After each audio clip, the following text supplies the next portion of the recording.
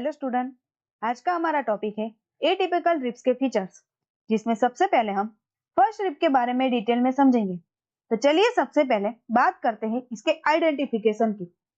First rib के कुछ unique features होते हैं जिसे हम बता सकते हैं कि ये फर्स्ट रिब है। तो सबसे पहले ये हमारी बॉडी की शॉर्टेस्ट, ब्रॉडेस्ट और मोस्ट कर्व्ड रिब है, यानी साइज में सबसे छोटी, सबसे चौड़ी और इसका कर्व सबसे शार्प होता है। दूसरा पॉइंट है इसका शाफ्ट। बाकी रिब्स की तरह इसका शाफ्ट ट्विस्टेड नहीं होता, it is not twisted at all. तीसरा पॉइंट है no costal groove. Normal ribs के लोअर बॉर्डर पर एक कोस्टल ग्रूव होता है जहां न्यूरोवास्कुलर बंडल चलती है, पर हमारी फर्स्ट रिब में कोई भी कोस्टल ग्रूव प्रेजेंट नहीं होता। लास्ट पॉइंट है फ्लैटिंग, यानी ribs side to side flat होती है, लेकिन ये ribs flattened from about downwards होती है, यानी ये ऊपर से नीचे की तरफ बिल्कुल चपटी होती जाती है। और इसी फ्लैटरिंग की वजह से इसके पास नॉर्मल रिब्स की तरह एंटीरियर पोस्टीरियर सरफेस नहीं होती। इंस्टेड ऑफ इसके पास होता है एक सुपीरियर और इंफीरियर सरफेस और दो बॉर्डर, एक आउटर और एक इनर बॉर्डर। आइडेंटिफिकेशन तो हो गया, अब रिब्स की साइड डिटरमाइनेशन कैसे करेंगे? तो चलिए इन्हें समझते हैं, जो वाइवा का मोस्ट इंपोर्टेंट क्वेश्चन है। रिब्स के दो एंड हैं, जिसमें जो एंटीरियर एंड है वो बाकी रिब्स के मुकाबले लार्जर होता है, थिकर होता है और थोड़ा पिटेड यानी खुदकुदा होता है। क्यों? वहां कोस्टल कार्टिलेज जुड़ता है, तो इस एंड को हमेशा आगे रखना है। अब जो पोस्टीरियर एंड है वो छोटा और राउंडेड होता है, उसमें हेड, नेक और ट्यूबरकल क्लियर दिखेंगे, इसको हमेशा पीछे की तरफ रखना है। अब इसके बॉर्डर चेक करें। जो आउटर बॉर्डर है वो कॉन्वेक्स होता है, और याद रखिए इसमें कोई कोस्टल ग्रूव नहीं होता। इस कॉन्वेक्स बॉर्डर को हमेशा बाहर की तरफ फेस करना चाहिए। अब सबसे इंपॉर्टेंट पॉइंट, अपर सरफेस। इसके अपर सरफेस पर एक आपको ध्यान से देखने पर दो शैलो ग्रूव्स और बीच में एक रिज दिखेगी। ये रिज जब इनर बॉर्डर पर आकर मिलती है तो एक छोटा सा बम्प बनाती है, जिसे हम कहते हैं स्कैलेनियस ट्यूबरकल। ये ट्यूबरकल और ग्रूव्स हमेशा ऊपर की तरफ फेस करना चाहिए, नीचे नहीं। और अगर अभी भी थोड़ा डाउट बचे तो लगाओ सबसे flat proof test, the horizontal plane. First rib को उठाकर सीधा किसी फ्लैट टेबल या सरफेस पर रख दो, क्योंकि इसका शाफ्ट ट्विस्टेड नहीं होता। इसके दोनों एंड, एंटीरियर और पोस्टीरियर, टेबल को एक साथ टच करेंगे। अगर दोनों एंड टच हो गए, इसके मुकाबले आपको अपर सरफेस को बिल्कुल सही पकड़ा है। साइड डिटर्मिनेशन के बाद अब हम इसके फीचर्स देखते हैं। तो सबसे पहले इसके दो एंड के फीचर्स समझते हैं, जिसमें सबसे पहला है एंटीरियर एंड। तो बाकी सारी रिब्स के मुकाबले फर्स्ट रिब का एंटीरियर एंड बहुत ही थिकर यानी मोटा और ब्रॉड होता है, और ये आगे जाकर डायरेक्टली फर्स्ट कोस्टल कार्टिलेज के साथ कंटिन्यूअस हो जाते हैं, जो इसको स्टर्नम से जुड़ाता है। अब आते हैं इसके सबसे इंटरेस्टिंग पार्ट पर, द पोस्टीरियर एंड। जैसे कि आप इस कलरफुल डायग्राम में देख सकते हैं, इसके पोस्टीरियर एंड को हम तीन पार्ट में डिवाइड करते हैं, हेड, नेक और ट्यूबरकल। ये जो ग्रीन कलर का हेड है वो साइज में स्मॉल और राउंडेड होता है। नॉर्मल रिब्स में हमने पढ़ा था दो फैसेट होते हैं, पर हमारी फर्स्ट रिब के हेड पर सिर्फ एक सिंगल फैसेट होता है, जो डायरेक्टली T1 वर्टेब्रल बॉडी के साथ आर्टिकुलेट करता है। दूसरा जो येलो कलर का नेक है वो हेड के ठीक बाद आता है। इट इज ए राउंडेड और इसका डायरेक्शन ध्यान से सुनिए, ये लेटरली अपवर्ड और बैकवर्ड डायरेक्टेड होती है। तो ये एग्जाम में एमसीक्यू में आता है, याद रखना। ब्लू कलर का उभरा हुआ जो पार्ट है वो है ट्यूबरकल। ये थोड़ा लार्ज होता है, और इस रिब की सबसे बड़ी खास बात यह है कि इसका ट्यूबरकल ही उसके एंगल के साथ कॉन्कोइड हो जाता है, यानी इसमें अलग से कोई एंगल नहीं होता। और यह ट्यूबरकल T1 वर्टेब्रा के ट्रांसवर्स प्रोसेस के साथ मिलकर बनाता है कोस्टो ट्रांसवर्स ज्वाइंट।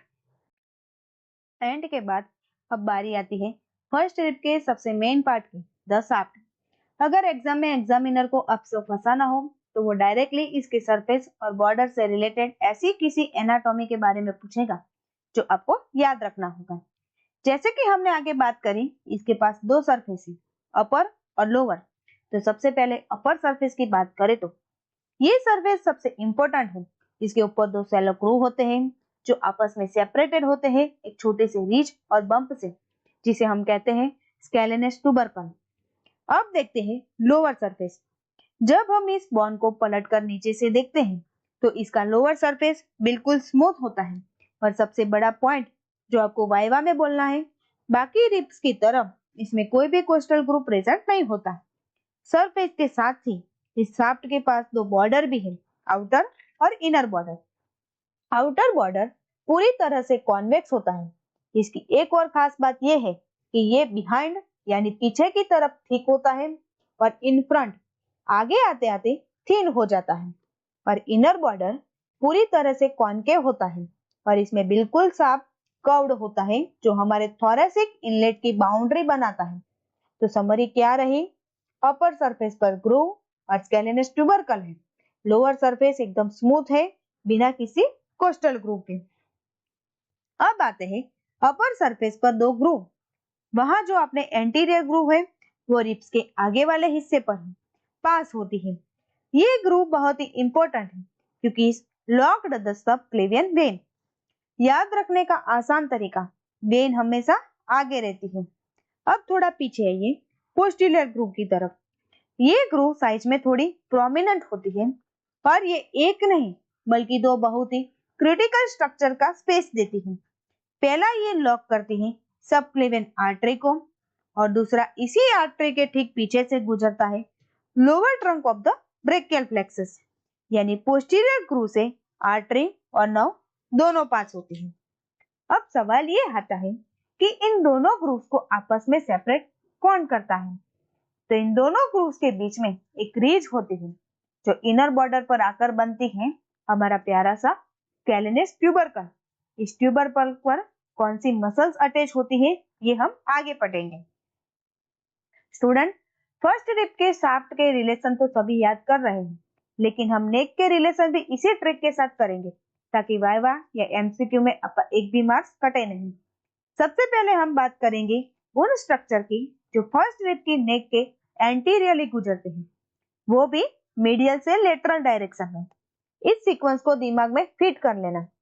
आपने जो छोटा सा रूल याद रख सकते हैं, चेन वेन आर्टरी नर्व यानी सीवान, CVAN। सबसे पहले मीडियल साइड पर आती है हमारी सिंपैथेटिक चेन, उसके थोड़ा लेटरल सिंपैथेटिक चेन के ठीक बाद आती है पोस्टीरियर इंटरकोस्टल वेन और वेन के लेटरल साइड में होती है सुपीरियर इंटरकोस्टल आर्टरी और उस पूरे स्ट्रक्चर के सबसे लेटरल एंड पर होता है वेंट्रल रमस ऑफ T1 नर्व जो आगे जाकर ब्रेकियल प्लेक्सस में कंट्रीब्यूट हो जाती है। तो सीक्वेंस क्या बना?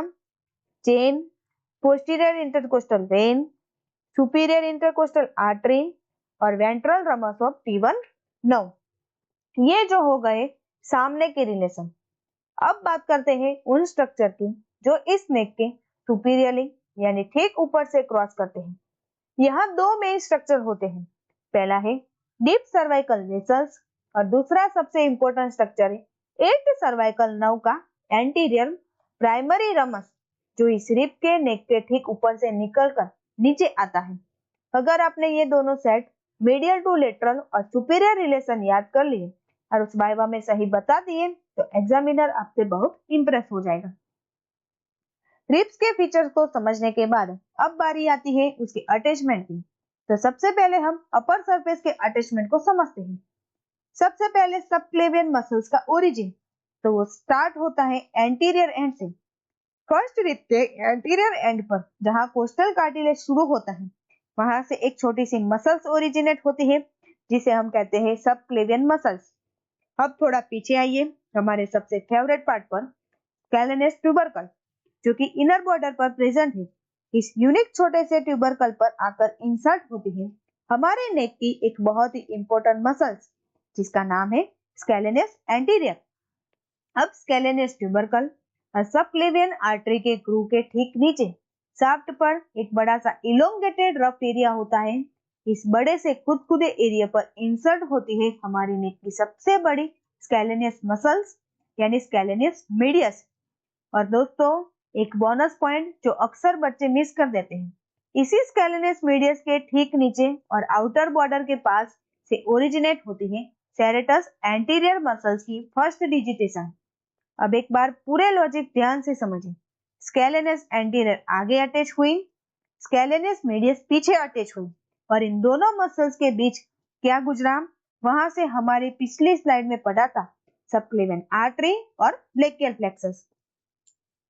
मसल्स के बाद इस रिब को अपनी जगह पर मजबूती से फिक्स रखने के लिए कुछ बहुत ही इंपॉर्टेंट लिगामेंट काम करते हैं, तो वो देखते हैं। सबसे पहले बात करते हैं कोस्टोक्लेविकुलर लिगामेंट की। ये अटैच होता है एंटीरियर एंड पर। इसकी एग्जैक्ट लोकेशन होती है थिक सबक्लेवियन मसल्स के पीछे।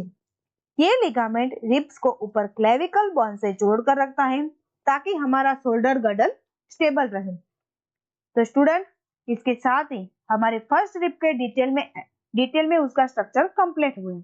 आगे हम सेकंड रिब और एटिपिकल रिब्स को कंटिन्यू करेंगे।